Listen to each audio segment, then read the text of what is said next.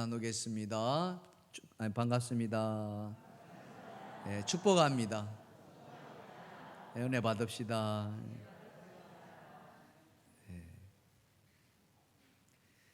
프로 스포츠 선수들에게는 몸값이라는 게 있습니다. 네, 유명한 선수일수록 그 몸값은 어마어마하게 높죠. 천정부지로 이렇게 높습니다. 아프리카에는 결혼할 때 이 신랑이 신부 측에 그 몸값을 주는 풍습이 있습니다. 한 부족에는 소를 이렇게 주게 되는데요. 신부감이 아주 이렇게 1등 신부감이다 그러면은 소 3마리를 준답니다. 1등 신부감은 안 되지만 조금 이렇게 못 미치면은 2마리, 그리고 그냥 보통의 여자라면은 1마리 이렇게 소를 신부 측에 드리고 신부를 데려간다 합니다. 한 청년이 있었어요. 이 청년은 아주 장래가 촉망되는 청년이었습니다. 외국에 가서 신진 기술을 배우고 또 그것을 가지고 들어와서 사업을 펼칠 그런 청년이었어요. 그리고 이 청년이 결혼을 앞두고 소를 몰고 갔습니다. 근데 청년이 몰고 간 소의 마리수를 보니까 무려 9마리를 몰고 간 거예요. 사람들은 깜짝 놀랐습니다. 9마리를 몰고 간 적이 없었거든요. 그래서 도대체 어느 집에 신부가 있길래 9마리나 해당될까? 사람들은 막 수군대기 시작했습니다. 촌장의 집일까 했더니 촌장의 집도 그냥 지나갔어요. 또 농장을 소유한 유지의 집일까 싶어서 봤더니 그 유지의 집도 그냥 지났습니다. 또 그 마을에 가장 부자라고 할 수 있는 집이 있어서 그 집의 딸일까라고 싶었는데 그 집도 지나간 거예요. 그럼 도대체 누구지? 어느 집의 규수길래 9마리나 몰고 가지? 이렇게 싶었습니다. 보니까 저 마을 끝에 아주 허름한 집에 그 청년이 도착한 거예요.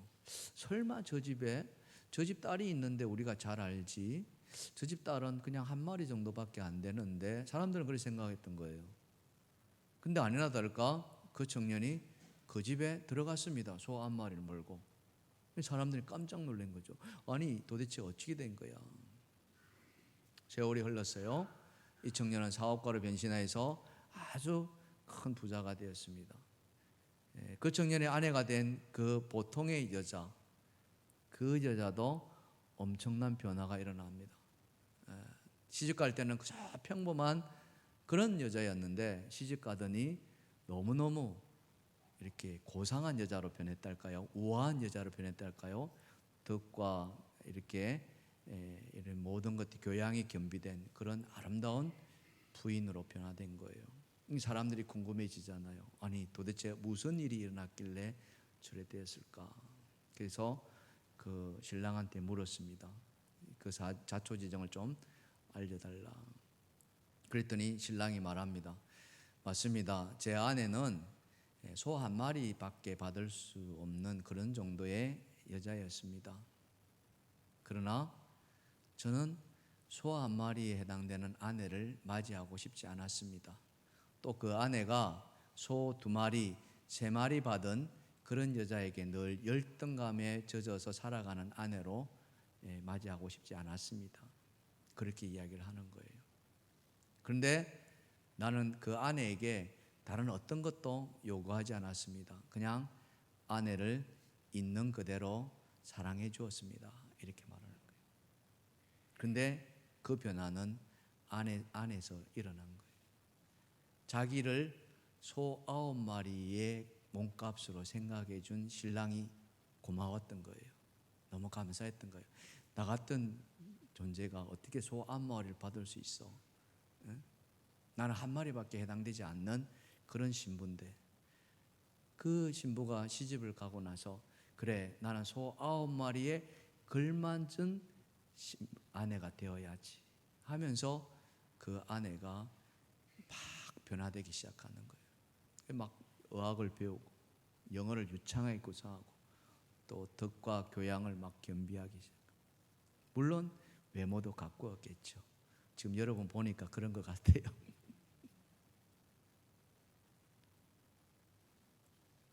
여러분,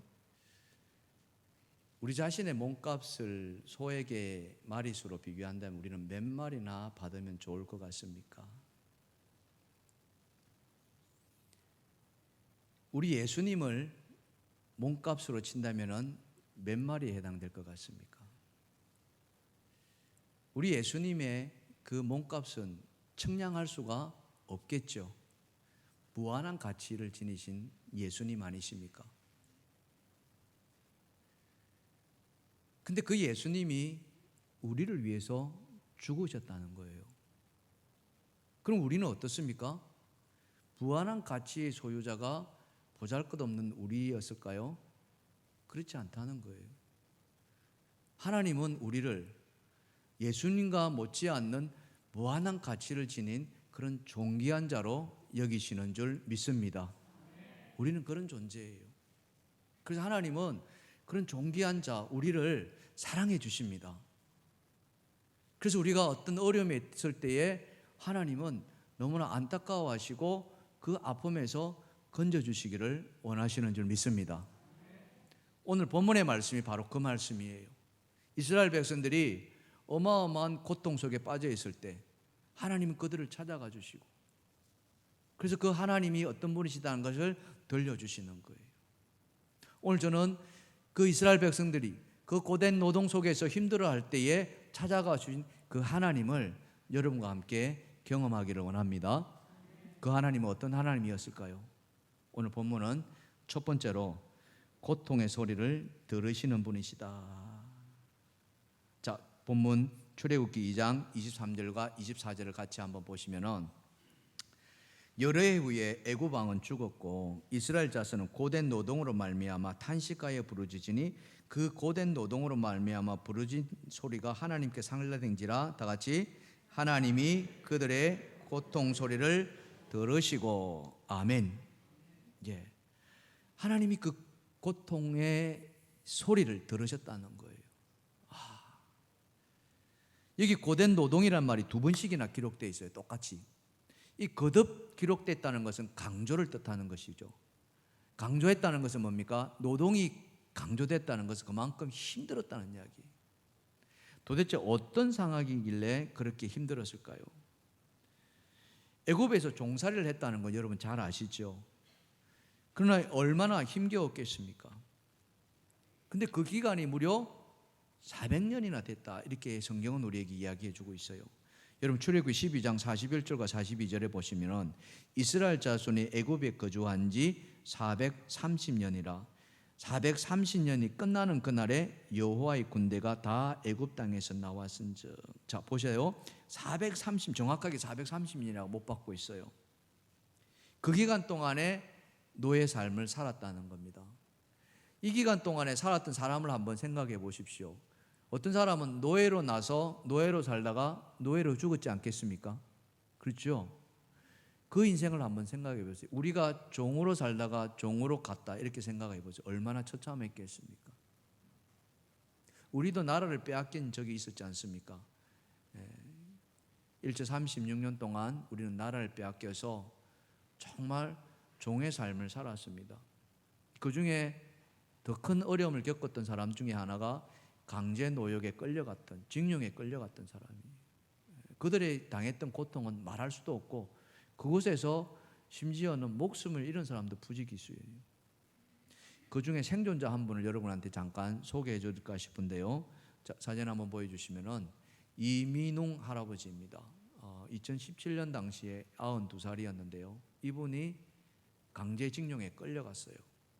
그것도 우리가 잘 아는 군함도라는, 저 군함도가 일본의 땅에 보시면은 저 나가사키 항인데요. 저 빨간색 칠인데 그 나가사키 항 앞에 있는 조그마한 섬입니다.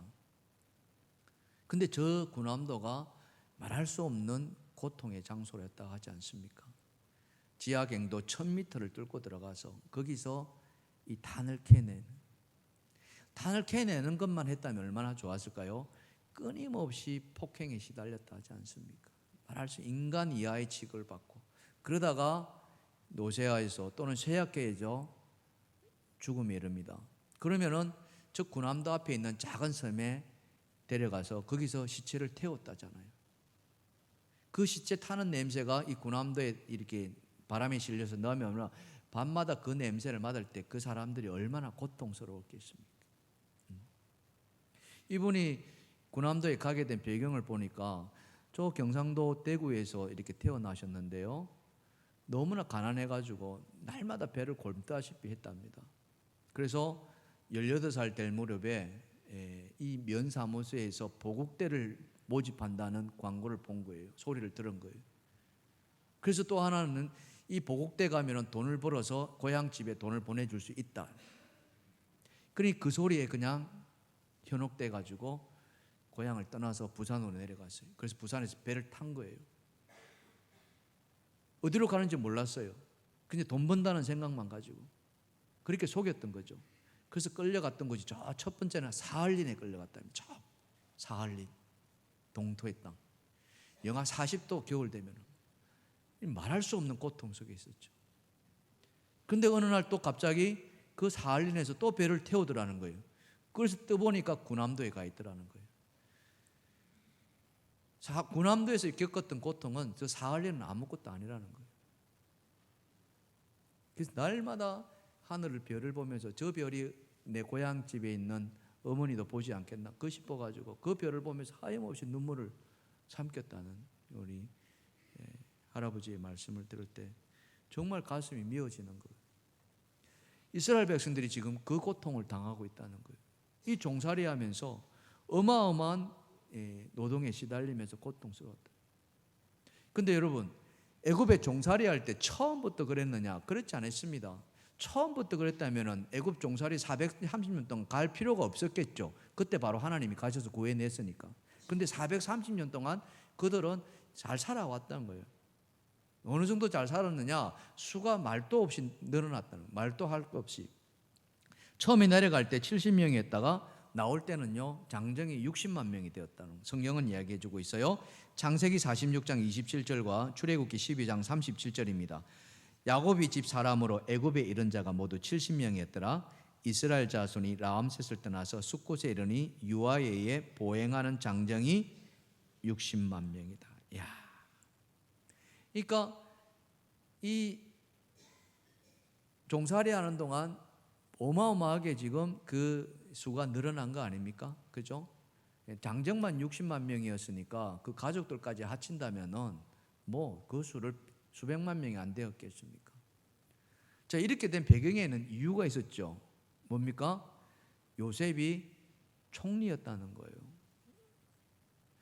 요셉이 얼마나 지혜로웠으면은 하나님께서 그에게 지혜를 허락해 주셨죠. 그래서 꿈을 다 해석하게 만들고, 그래서 애굽 땅에 올 그런 7년의 풍년과 7년의 흉년을 해석해 줍니다. 그리고는 거기에 대비하게 하죠. 그래서 이웃 나라들이 다 7년 흉년 가운데 다 기아로 허덕일 때 애굽은 끄떡도 하지 않았어요. 다 애굽 땅에 와서 다 돈을 갖다 주고 양식을 사갈 정도로. 그러니 이 바로 왕이 이 요셉이 얼마나 고마웠겠습니까? 막 손을 떠받친 거예요. 그러는 중에 요셉의 가족들이 이 식량을 구해러 왔을 때 바로 왕이 그 요셉의 가족들 70명에게 땅을 줍니다. 선사해 주죠. 이 나일강의 그 삼각주 그 비옥한 토지에. 거기서 이스라엘 백성들이 정착해 가지고 정말 잘 살았어요. 그래서 숫자가 막 기하가 없을 정도로 늘어난 거예요. 400년 동안. 그럴 때 하다 보니까 문제가 생기기 시작한 거예요. 언제요? 요셉을 알지 못하는 바로가 왕이 되는 순간부터. 요셉의 공덕을 잊어버린 거예요. 근데 보니까 이스라엘 백성들이 어때요? 수가 너무 늘어났는데 어느 정도 늘어났냐? 애굽 백성보다 훨씬 더 많아진 거예요. 그러니까 바로 왕이 생각하기를 뭡니까? 이 종들이 여차하면은 어떻게 해요? 반란을 일으켜 가지고 애굽을 집어삼키지 않겠나 두려기 시작하는 거예요. 그래서 어떡하든지 이 이스라엘 수를 줄여야겠다. 그렇게 해서 내린 정책이 뭐였습니까? 그게 첫 번째, 남자아이가 태어나면 어떻게 해요? 죽여라, 이렇게 나오는 거예요. 모세가 태어날 때 바로 그때였어요. 모세가 사내아를 태어났는데 모세도 죽어야 될 운명이었어요. 근데 살려냈죠. 그래서 남자아이들은 다 죽였어요. 어른들은 또 어떻게 합니까? 어른들은 강제 노동을 시키는 거예요. 죽으라 고생시키는 거예요.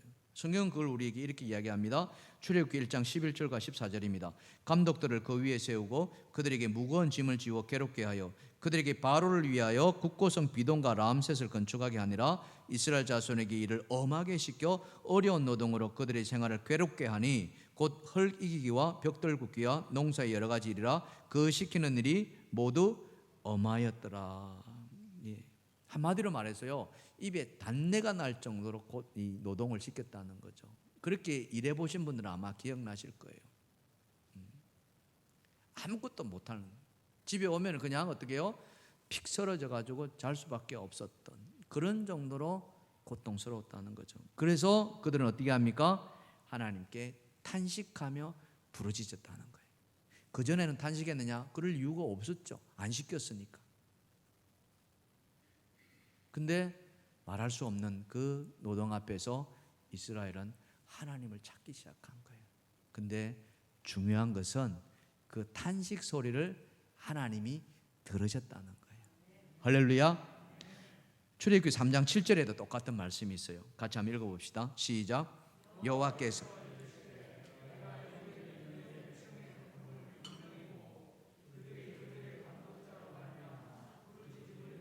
내 백성의 고통을 분명히 보고 또 그 부르짖음을 들었다라고 하십니다. 할렐루야. 우리 하나님은요, 자기 백성들의 그 탄식 소리를, 그 부르짖음을 들으시는 줄 믿습니다. 왜요? 하나님은 그 백성을 사랑하기 때문에 그래요. 관심이 많으시다는 거예요. 그래서 그 부르짖음에 어떻게 해요? 하나님께서 응답하시겠다는 거예요. 모른 채 하지 않으시겠다는 거죠. 봐도 못 본 척이 아니라 본 것을 하나님께서 이러면 안 되겠다 싶은 거예요. 그래서 하나님이 원하시는 건 뭡니까? 그 고통의 수렁에서 내 백성을 건져내시는 거예요. 사랑하는 성도 여러분, 이럴 때 우리가 해야 할 길이 있다면 무엇이겠습니까? 우리가 정말 고통 속에 있다면, 정말 힘겨운 시간 속에 있다면 우리가 해야 할 것은 바로 하나님을 바라보는 것인 줄 믿습니다. 믿음의 눈으로 하나님을 바라보시길 바랍니다. 믿음의 걸음으로 하나님께 나아가시길 바랍니다. 그렇다면 문제보다 크신 그 하나님을 만나게 되실 줄 믿습니다. 절대 하나님은 문제보다 작지 않으세요. 문제보다 크시기 때문에 하나님 우리가 가진 어떤 문제도 다 해결해 주실 줄 믿습니다. 그래서 우리가 이런 문제 앞에서 만났을 때 우리가 해야 할 일은 다른 것이 아니에요. 사도 바울은 우리에게 그것을 말씀해 주고 있습니다. 빌립보서 4장 6절과 7절 말씀입니다. 다 같이 시작. 아무것도 염려하지 말고 다만 모든 일에 기도와 간구로 너희 구할 것을 감사함으로 하나님께 아뢰라. 그리하면 모든 지각에 뛰어난 하나님의 평강이 그리스도 예수 안에서 너희 마음과 생각을 지키시리라. 아멘. 아무것도 염려하지 말고 다만 모든 일에 기도와 간구로 너희 구할 것을 감사함으로 하나님께 아뢰라. 그리하면 하나님의 평강이 그리스도 예수 안에서 우리의 마음과 생각을 지켜주시리라 믿습니다. 믿습니다. 바로 이거예요. 우리가 어떤 형편에 처하든지 어떤 곤란한 상황에 있다 하든지 어떤 난관에 부딪힌다 하더라도 하나님을 찾으시길 바랍니다. 하나님께 나아가시길 바랍니다. 오늘 이스라엘처럼 하나님 앞에 나아가서 탄식하며 부르짖으시기 바랍니다.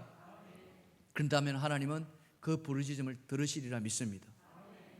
제가 이 동일교회에 와서 새벽 기도를 나갔는데 처음에 나갔을 때는 한 20명 정도 나오셨어요. 그러다가 점점 사람의 성도님들의 수가 늘어나서 30명까지 이렇게 올라오셨어요.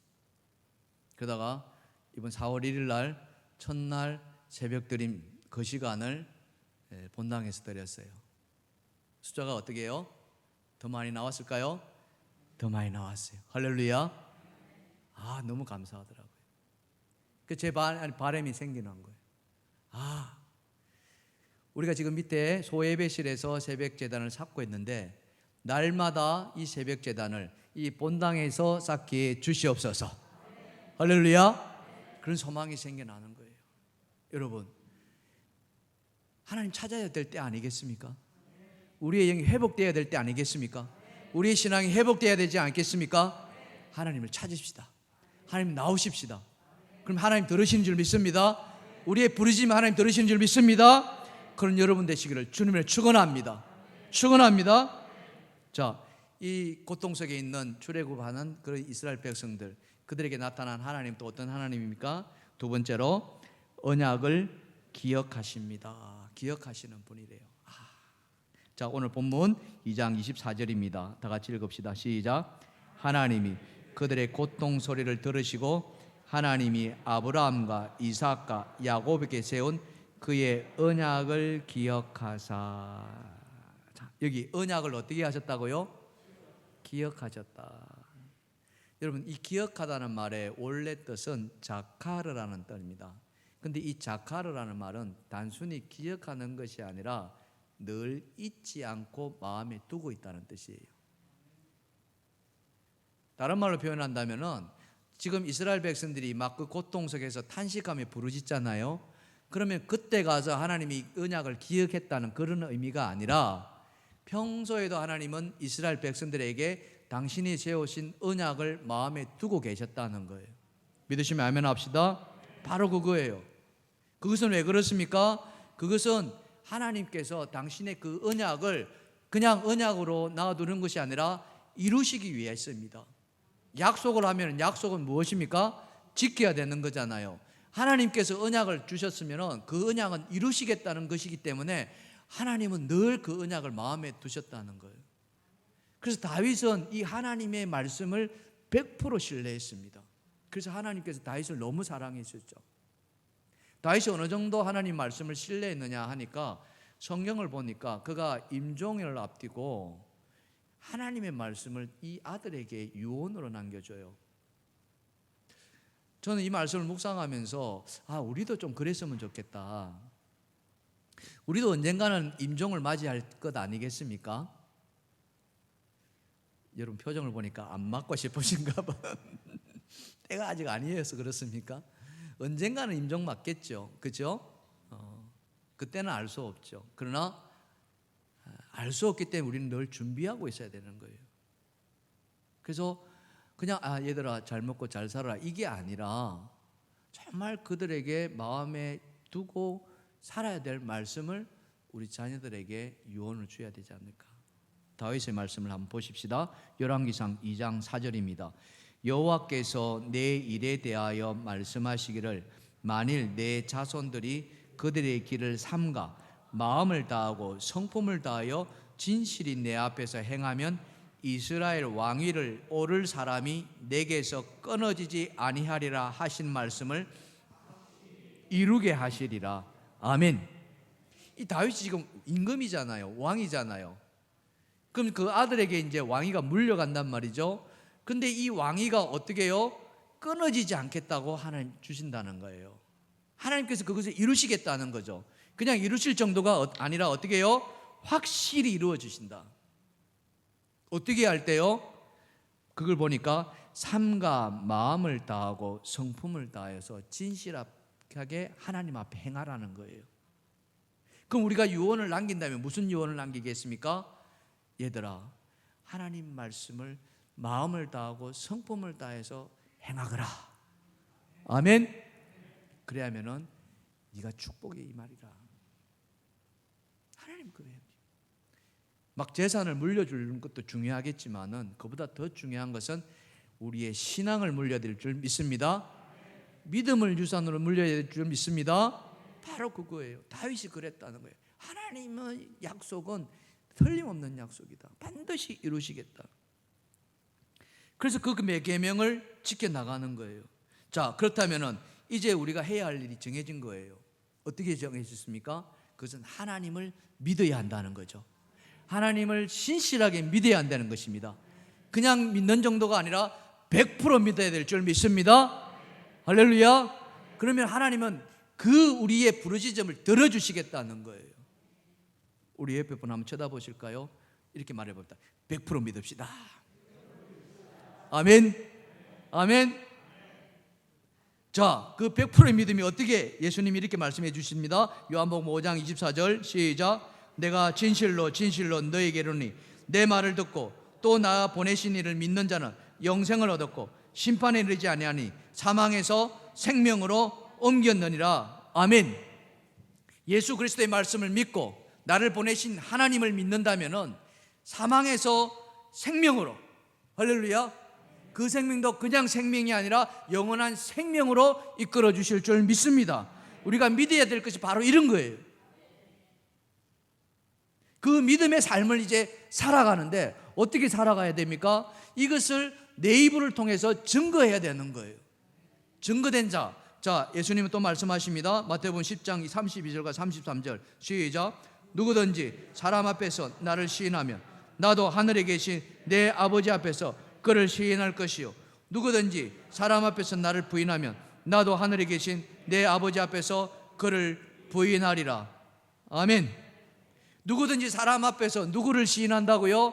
예수 그리스도를 시인하는 거예요. 예수 그리스도가 누구이십니까? 하나님의 독생자인 줄 믿습니다. 그가 나를 위해서 십자가에 죽으신 줄 믿습니다. 죽으실 뿐만 아니라 나를 위해서 3일 만에 부활하신 구세주인 줄 믿습니다. 이것을 시인하는 거예요. 이것을 증거하는 거예요. 근데 우리가 할 수 있나요? 우리는 부끄러움이 많아서 못해요. 아이고 부끄러워, 못해요. 입이 10개라도 말 못해. 그냥 나만 믿으면 되지. 그런데 그런 우리를 위해서 하나님은 어떤 선물을 안겨주셨습니까? 성령을 안겨주셨다니까요. 할렐루야. 진리의 영이신 성령을 우리에게 보내주셨다니까요. 누구든지 예수를 주라 시인하는 자에게는 다 성령을 주셨다고 말씀하셨습니다. 우리 안에 성령이 들어와 계신 줄 믿습니다. 우리는 성령의 사람인 줄 믿습니다. 그럼 우리가 증거해야 될 것은 뭐예요? 성령에 의지하여서 성령의 힘으로 말씀을 증거하면 된다는 거예요. 사도행전 1장 8절은 우리에게 증거합니다. 오직 성령이, 시작, 오직 성령이 너희에게 마시며 너희가 권능을 받고 예루살렘과 온 유대와 사마리아와 땅끝까지 이르러 내 증인이 되리라. 아멘. 성령을 받으면 뭘 받는다고요? 권능을 받는다니까요. 하나님의 권능. 나는 연약해서 할 수 없지만은 그러나 성령을 받으면 그 성령의 권능이 있기 때문에 우리는 행할 수 있다는 거죠. 그래서 예수의 사람으로 증언된 삶을 살아갈 수 있다는 거예요. 내가 예수를 믿는다면 우리 모두가 성령의 사람인 줄 믿습니다. 그 성령의 권능으로 우리는 예수를 증거해야 될 줄 믿습니다. 그 힘으로 우리가 살아가는 거예요. 그런다면 하나님은 우리는 이겨낼 수가 있어요. 이 4월이 어떤 달입니까? 이 4월이 사순절이 있으면서 동시에 부활절이 있습니다. 그죠? 이 부활절이 단지 예수 그리스도의 십자가의 죽음을 기억하는 것이 아니라 그 십자가 죽음을 뛰어넘어서 사망의 권세를 뛰어넘어서 이 사망의 결박을 풀어내신 예수 그리스도가 우리의 부활의 첫 열매가 되어주신 줄 믿습니다. 그 부활의 소망을 가지고 살아가는 것이 4월이란 말이에요. 그래서 우리는 그 4월의 삶을 이리 찬양을 가지고 하나님 앞에 나아가는 겁니다. 무덤에 머물러 우리 후렴 같이 불러볼까요? 시작. 원수를 다 이기고 무덤에서 살아나셨네. 어두움을 성도 함께 길이 다스리시네. 사셨네 예수 다시 사셨네. 원수를 다 이기고 무덤에서 살아나셨네. 어두움을 이기시고 나왔어. 성도 함께 길이 다스리시네. 사셨네 예수 다시 사셨네. 할렐루야. 이 4월을 그렇게 살아가는 거예요. 문제보다 크신 하나님, 그 하나님을 의지하며 살아가는 거예요. 그렇다면 우리의 모든 문제를 우리 하나님께서 기억하시고 우리의 어려운 문제를 해결해 주실 줄 믿습니다. 우리가 부르짖기만 하면 그 부르짖음 앞에 하나님은 응답해 주시는 줄 믿습니다. 그렇게 회복되시는 이 4월이 되시기를 주님의 이름으로 축원합니다. 마지막 세 번째로 우리가 기억해야 될 그 출애굽의 하나님, 어떤 하나님이십니까? 세 번째로 다 같이 시작. 위기 가운데 돌보시는 분이시다. 아멘. 그렇습니다. 하나님은 우리를 위기 가운데서 돌봐주신다는 거예요. 자, 오늘 본문 말씀 보실까요? 출애굽기 3장 25절입니다. 시작. 하나님이 이스라엘 자손을 돌보셨고 하나님이 그들을 기억하셨다. 아멘. 여기 돌보시다는 것은요, 원어로 보면 와야르 와예다 이런 말입니다. 와야르 와예다. 이 말은 뭐냐? 지켜보실 뿐만 아니라 알고 계신다 하는 거예요. 이미 이 안다는 말은 지금 내가 들어서 아는 것이 아니라 이미 다 알고 있다라는 개념이에요. 참 놀랍지 않습니까? 저는 이런 말씀 앞에 정말 하나님이 하신 말씀이 그냥 헛된 말씀이 아니시구나. 성경은 우리에게 뭐라고 이야기합니까? 우리의 머리 털끝까지 다 세셨다라고 이야기를 하는 거예요. 이게 진짜구나.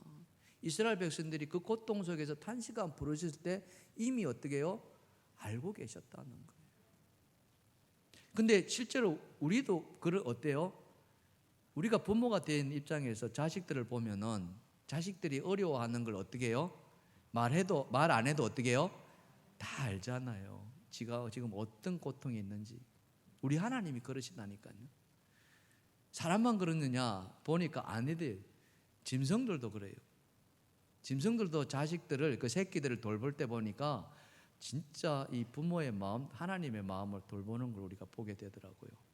여러분 오리과 이 새들을 보니까 이 오리과 새들이 알을 낳는데 그들이 사는 곳이 물가 아닙니까, 그죠? 근데 물가에 알을 안 낳고 저 물에서 한참 떨어진 곳에서 이 알을 낳습니다. 큰 나무 같은 이 기둥 속에 알을 놓고 또 높은 절벽 위에 알을 낳아요. 왜냐하면은 천적들이 늘 알을 호시탐탐 노리니까 그 천적들을 보호하기 위해서 알을 그렇게 멀리 떨어져서 놓아요. 그래서 알을 부화시킵니다. 부화된 새끼들을 어떻게 해요? 이제 물가로 데려가죠. 이걸 갖다가 둥지 이탈이라고 이야기를 하는데, 근데 그 둥지 이탈이 그 높은 곳에서 새끼들이 떨어지는 거예요. 어미야 날개가 있어서 날아서 자뿐히 내려앉지만 새끼들은 어때요? 그냥 첫 비행이 어떻게 해요? 떨어지는 거예요. 근데 놀랍게도 죽어요, 안 죽어요? 안 죽어요. 이게 신기하더라고요. 정말. 그래서 살아난 그 새끼들을 이끌고 길을 건너서 물가로 데려가요. 조심조심 한번 보실까요? 아마 고니 종류의 새인 것 같아요. 오리가 새끼 5마리를 낳았습니다. 물가로 데려갑니다. 애미 같으면 그냥 물을 그냥 펑 들어가겠죠. 근데 아주 조심스럽게 제 새끼들 앞에서 조심하면서 내려가는 걸 볼 수 있습니다. 얘들아, 물가는 이렇게 들어가는 거야 하면서 시범을 보이죠. 퐁당. 새끼들이 들어가야 되는데 망설입니다. 왜? 들어가 본 적이 없거든요. 엄마가 기다리는 거예요. 이렇게 들어오는 거야. 막 머리를 물속에 담고. 그러다가 한 마리가 퐁 빠집니다. 또 기다립니다. 얘들아, 이렇게 들어오는 거야. 괜찮아. 안 무서워. 들어와. 엄마는 기다려요. 두 번째.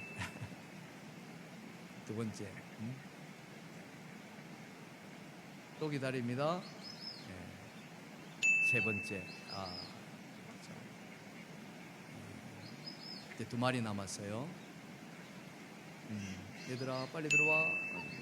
이제 4번째까지 들어왔어요. 이제 마지막 1마리 남았어요. 이 녀석이 겁이 너무 많아요. 왜 형들이 다 들어갔는데 안 들어가는 거예요. 어찌 되었을까?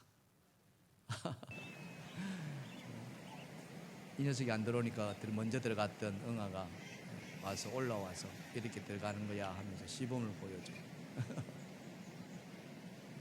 그래서 마지막 몸단장을 하고 결단하고 뛰어 들어갑니다. 참 그죠? 저같이 말 못할 미물들도 저 새끼들이 처음 물속에 들어갈 때 그 부모들이 조심조심 하는 거예요. 예수님이 이 말씀 하지 않았어요? 여러분, 자 마태복음 7장 말씀입니다. 다 같이 한번 읽어보실까요? 시작. 너희 중에 누가 아들이 떡을 달라 하는데 돌을 주며 생선을 달라 하는데 뱀을 줄 사람이 있겠느냐? 너희가 악한 자라도 좋은 것으로 자식에게 줄 알거든 하물며 하늘에 계신 너희 아버지께서 구하는 자에게 좋은 것으로 주시지 않겠느냐. 아멘. 여러분 믿으십니까? 하물며 하나님께서 구하는 자에게 좋은 것을 반드시 어떻게 해요? 주신다는 거예요. 우리는 이 말씀을 믿어야 될 줄 믿습니다. 하나님은요, 우리가 고통 속에 있지만은 그 고통 속에서 반드시 건져 주시겠다는 거예요. 근데 그 계획을 그 고통스러운 그때 계획하신 것이 아니라 이미 어떻게 해요? 창세전에 다 계획하고 계셨다는 거예요. 이게 놀라운 신비입니다. 우리의 생명, 우리가 이 땅에 오고 우리가 이 땅에 살아가고 이 땅에 구원받을 모든 계획들을 하나님이 다 계획하고 계셨다고 성경은 우리에게 증거해 주고 있습니다. 자, 에베소서 1장 4절과 5절입니다. 다 같이 시작. 곧 창세전에 그리스도 안에서 우리를 택하사 우리로 사랑 안에서 그 앞에 거룩하고 흠이 없게 하시려고 기 기쁘신 대로 우리를 예정하사 예수 그리스도로 말미암아 자기의 아들들이 되게 하셨으니. 아멘. 이게 놀라운 신비라는 거예요. 이미 다 계획하셨다는 거예요. 우리를 구원할 계획을 다 가지고 계셨다는 거예요. 그리고 예수 그리스도를 보내셔서 그의 아들들이 되게 하셨다는 거예요. 이런 하나님께 우리가 어찌 감사하지 않을 수가 있겠습니까? 할렐루야. 여러분 믿으신다면 그 하나님께 영광의 박수 한번 올려드릴까요? 할렐루야, 할렐루야. 하나님 영광 받아 주시옵소서. 우리를 구원하여 주신 그 놀라우신 하나님의 계획 앞에 우리의 마음을 다해서 정성을 다해서 하나님께 영광 올려드립니다. 할렐루야. 이미 다 계획하고 계셨다는 거예요. 그런데 우리가 그럼에도 잊어서는 안 될 것이 하나 있다는 거예요. 그것은 뭐냐? 우리가 힘들 수 있고 고통당할 수 있고 고난에 빠질 수 있다는 거죠. 그때 하나님은 우리를 기다리고 계신다는 거예요. 우리의 바람은 어때요? 고통이 들어갈 때 못 들어가게끔 탁 건져주시면 얼마나 좋습니까? 그죠? 힘들지 않게끔 하나님 다 막아주신다면 얼마나 좋겠습니까? 근데 우리가 인생을 살아보는데 어떻습니까? 그렇던가요? 그렇지 않죠? 안 그래요. 하나님은 알면서도 다 알고 계시면서도 기다리신다는 거예요. 왜요? 왜 기다리실까요? 그것은 우리가 하나님 당신만을 사랑하는 믿음을 심어주기 위해서라는 거예요. 우리가 하나님 당신만을 경배할 수 있도록 그 믿음을 불어넣기 위해서 하나님 기다리신다는 거예요. 우리가 하나님 당신만을 의지하는 믿음의 사람이 되기로 하나님 기다리신다는 거예요. 그래서 그 때를 기다리면서 우리가 하나님 앞에 나아오기를 하나님 바라고 계신다는 사실이죠. 출애굽 백성이 바로 그랬다는 겁니다. 하나님 400년 동안 그들이 정말 편안하게 살고 숫자가 그렇게 늘어나도록 기다려 주셨어요. 우리가 성경을 보면 그때 하나님이 들어왔다는 거 기록이 없어요. 근데 고통 중에 이스라엘을 부르시니까 그때 하나님이 오셔가지고 그 고통 속에서 이스라엘을 건져내 주신다는 사실. 우리는 그 하나님을 기억해야 한다는 거예요. 그러면 우리는 어떻게 해야 됩니까? 하나님 앞에 나아가야 된다는 거예요. 믿음의 눈으로 나아가야 될 줄 믿습니다. 믿음의 발걸음으로 하나님께 나아가야 될 줄 믿습니다. 그 하나님께 신뢰하고 하나님께 우리의 모든 상황을 낱낱이 고해야 한다는 거예요. 저는 그래서 우리 여러분들이 좀 더 많이 예배의 자리에 나오기를 주님을 축복합니다. 아직도 코로나로 인해서 여전히 두려운 가운데 아직도 내 믿음이 확실하지 못해서 영상 드린 그런 분들도 계실 거예요. 그러나 담대한 믿음을 가지고 이 예배의 자리에 나와 주시기를 주님의 이름으로 간절히 간곡히 부탁드립니다. 오늘 그 한 분이 나오셨다고 이렇게 너무나 반가워하셨던 우리 권사님 한 분 나오셨어요. 우리 환영의 박수 부탁드릴까요? 예배 영상으로 예배드리다가 너무 은혜 받아서 이 자리에 나오고 싶어서 그 모든 걸 뚫고 나왔다고. 할렐루야, 할렐루야. 성령의 인도하심인 줄 믿습니다. 성령의 감동이 있으신 줄 믿습니다. 더 많은 분들이 이 자리에 나와서 간절히 예배드립시다. 하나님 우리를 지켜주시리라 믿습니다. 그렇습니다. 하나님 우리를 친히 돌봐주시고 우리를 생명의 물가로 이끌어 가시리라 믿습니다. 그러나 우리의 삶은 여전히 녹록지 않습니다. 어렵습니다. 당장 문제가 해결된 건 아니에요. 그러나 오늘 약속의 이 말씀을 믿고 하나님께 부르짖는 우리가 되기를 주님의 축원합니다. 그러면 하나님께서는 반드시 우리를 기억해 주시고 우리를 돌봐주시리라 믿습니다. 그 한 달이 되기를 주님의 이름으로 축원합니다. 하나님을 신뢰하는 우리가 되기를 축원합니다. 하나님을 의지하는 우리가 되기를 축원합니다. 그 말씀을 가지고 오늘 우리 함께 기도하십시다. 하나님 앞에 간절한 마음으로 부르십시다. 하나님, 이 4월을 시작합니다. 이 첫 주일 주님 앞에 나와서 이 말씀 붙들고 이 한 달을 살아내겠습니다. 내 상황이 지금 힘들고 내 몸이 지금 아프지만은 그러나 하나님, 그런 나를 사랑해 주시고 우리 자신을 정말 청량할 수 없는 그 엄청난 몸값으로 우리를 존귀하게 여겨주셨다는 그 말씀 앞에 우리가 겸손하게 감사드리고, 주님, 나를 위해서 십자가에 죽으신 그 예수 그리스도를 생각하면서 주님 앞에 나아가겠습니다. 우리 주의 이름 한 부르시며 기도하겠습니다. 주여, 할렐루야. 고마우신 하나님 아버지 감사합니다. 은혜를 감사합니다. 우리를 사랑해 주시니 감사합니다. 우리를 존귀한 자로 여겨주시니 감사합니다. 측량할 수 없는 무한한 가치 예수 그리스도께서 나를 위해서 십자가에 죽으셨다는 것처럼 우리가 그렇게 귀한 존재로 이게 여긴 방을 우리가 어떻게 알았습니까? 오 하나님 아버지, 우리는 하나님의 생명을 닮은 그런 존귀한 자임을 다시 한번 고백합니다. 주여 감사합니다. 이제 존귀한 자의 삶을 살아가겠습니다. 존귀한 자로서 하나님께 영광 돌리며 살아가겠습니다. 우리의 삶이 아무리 힘들고 어렵지만 하나님 그 고통 속에서 하나님을 찾아가겠습니다. 하나님께 부르짖겠습니다. 하나님의 도우심을 구하겠습니다. 하나님을 의지하되 100% 의지하겠습니다. 신뢰하겠습니다. 주님, 문제보다 크신 그 하나님을 찬양하고 문제보다 크신 그 하나님의 능력을 우리가 기대하며 하나님 우리 앞에 펼쳐질 하나님의 그 놀라신 축복을 기대합니다. 주여, 주여, 은혜 베풀어 주심에 감사합니다. 말씀 들려주심에 감사합니다. 이 말씀 의지하고 살아가겠습니다. 이 4월 한 달을 힘겹지만은 끝까지 굳건하게 견디며 살아가겠습니다. 그래서 아버지 하나님의 살아계심을 증거하겠습니다. 입술로 증거하겠습니다. 주 예수 그리스도를 사람 앞에 시인하겠습니다. 주여, 시인하는 자 나도 하나님 앞에 시인한다고 주님 말씀하셨던 것처럼 하나님의 아버지, 우리가 예수 그리스도의 증거된 삶을 살아가게 하옵소서.